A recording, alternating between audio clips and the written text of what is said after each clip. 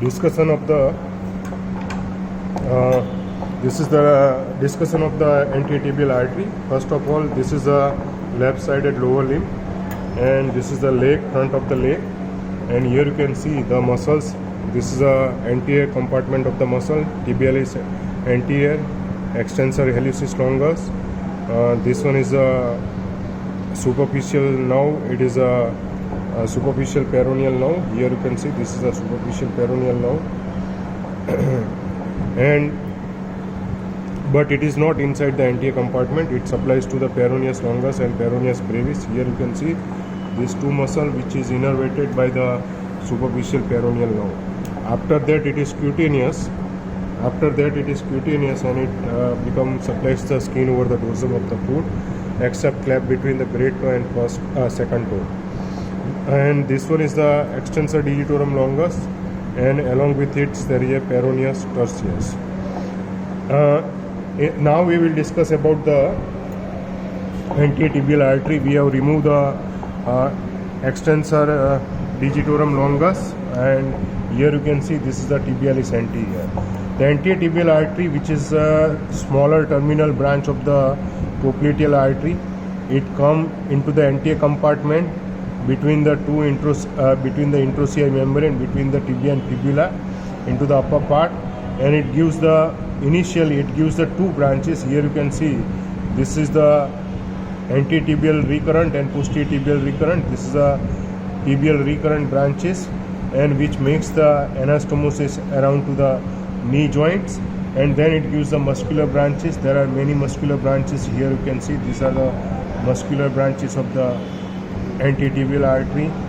And later on, and this anterior tibial artery, along with it there is a deep peroneal nerve. Here you can see deep peroneal nerve which lies lateral to the anterior tibial artery. Lateral to the in upper 1/3 it lies lateral to the anterior tibial artery. Into the middle 1/3, here you can see this deep peroneal nerve which lies anterior to the anterior tibial vessels.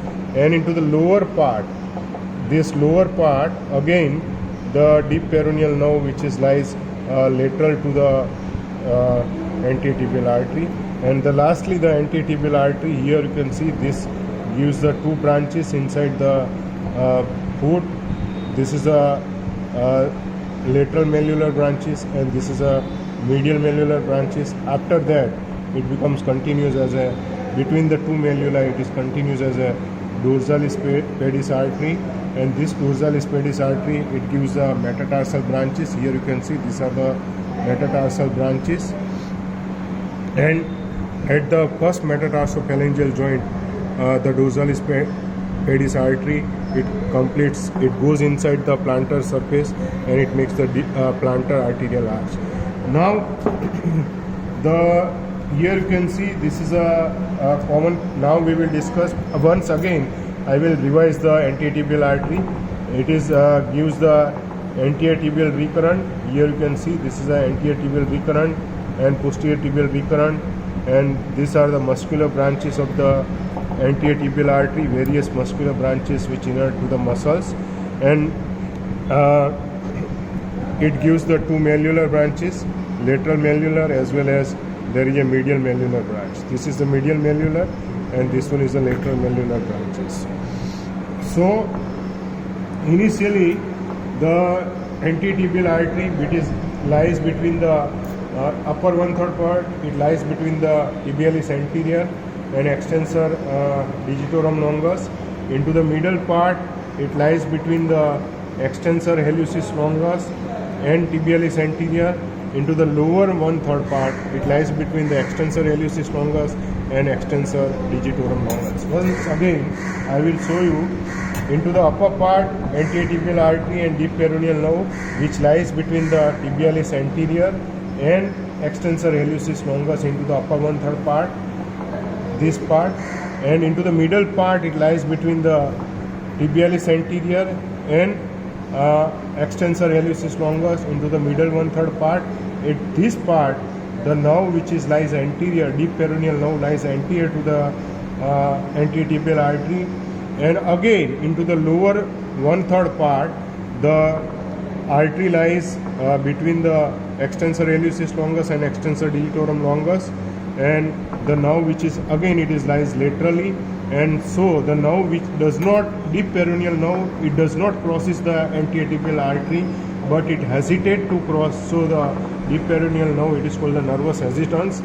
Here you can see this is a deep peroneal deep peroneal nerve, and this deep peroneal nerve which innervate to the all extensor muscles of the foot, including tibialis anterior, extensor hallucis longus, extensor digitorum longus, and peroneus tertius.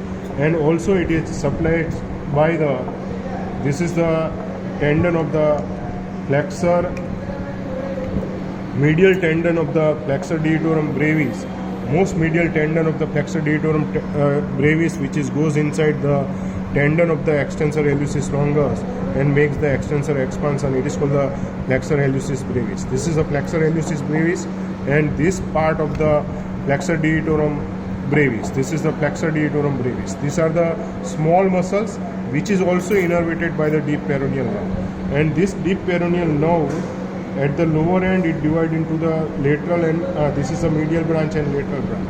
This lateral branch which is broadened, it is called the pseudoganglion. This is called the pseudoganglion of the deep peroneal nerve.